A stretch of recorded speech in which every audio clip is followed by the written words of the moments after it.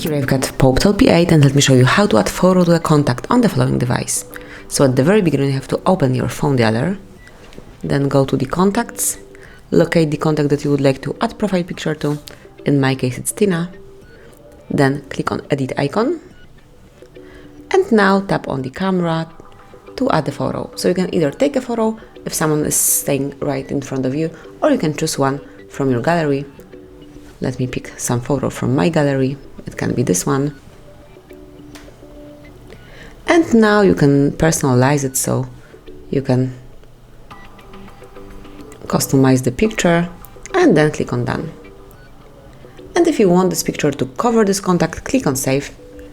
And that's basically all. From now on, once Tina will be calling, I will be able to see this profile picture, so I will immediately know who is trying to contact me. So that would be all. This is how you can add photo to contact in your Poptel.